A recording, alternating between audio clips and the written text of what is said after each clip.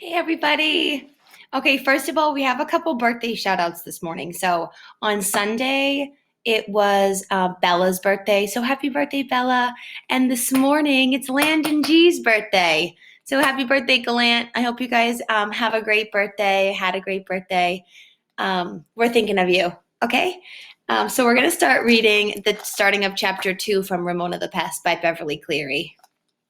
Ramona looked forward to many things: her first loose tooth, riding a bicycle instead of a tricycle, and wearing lipstick like her mother. But most of all, she looked forward to show and tell. For years, Ramona had watched her sister Beezus leave for school with a doll, a book, or a pretty leaf to share with her class. She had watched Beezus's friends, Henry Huggins, carry mysterious lumpy packages past her house on his way to school. She had listened to Beezus talk about the interesting things her class brought to school: turtles, ballpoint pens that wrote with 3 different colors, a live clam in a jar of sand and seawater. Now, at last, the time had come for Ramona to show and tell. "What are you going to take to show your class?" asked Beezus, hoping for an idea for herself. "Nothing," said Beezus. Oh, she asked Beezus that, hoping for an idea for herself. "Nothing," said Beezus, and went on to explain. "Along about the 3rd grade, you begin to outgrow show and tell. By the 5th grade, it's all right to take something really unusual like somebody's pickled appendix or something to do with social studies. An old piece of fur when you study fur trades would be all right. Or if something really exciting happened to you, like your house burning down, it would be all right to talk about that. But in the 5th grade, you don't take an old doll or a toy fire engine to school, and you don't call it show and tell by then. You just tell the teacher how you have something interesting." Ramona was not discouraged. She was used to Beezus outgrowing things as she grew into them. She rummaged around in her room in her toy box and finally dragged out her favorite doll, the doll with the hair that could really be washed. "I'm going to take Chevrolet," she told Beezus. "Nobody names a doll Chevrolet," said Beezus, whose dolls had names like Sandra or Patty. "I do," Ramona answered. "I think Chevrolet is the most beautiful name in the world." "Well, she's a horrid-looking doll," said Beezus. "Her hair is green. Besides, you don't even play with her." "I wash her hair," said Ramona loyally. "And the only reason that's what's left of her hair looks sort of green is that I tried to blue it like Howie's grandmother, who has her hair blued at the beauty shop. Mama said putting bluing on yellow hair turned it green. Anyways, I think it's pretty." When the time finally came to start school, Ramona was disappointed once more to see Mrs. Kemp approaching with Howie and his little sister Jean.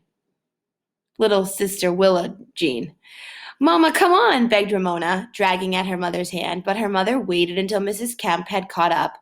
Willa Jean was even sloppier this morning. There were crumbs on the front of her sweater, and as she was drinking apple juice out of the nursing bottle, Willa Jean dropped the bottle when she saw Chevrolet and sat there with the apple juice dribbling down her chin while she stared at Ramona's doll.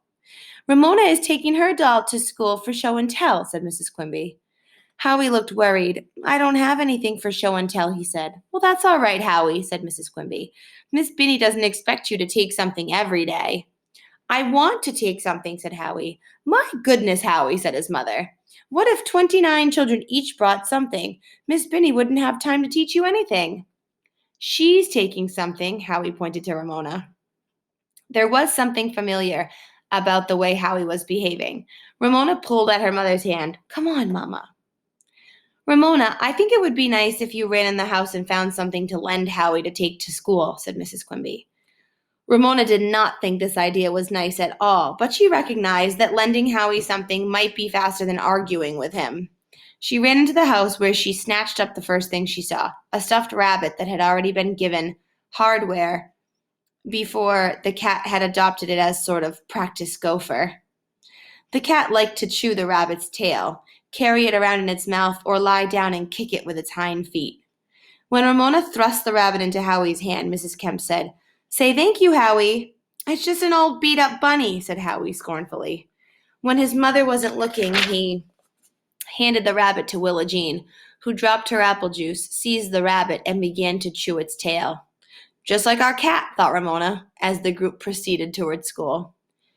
Don't forget Ramona's bunny, said Mrs. Kemp when they reached the kindergarten playground.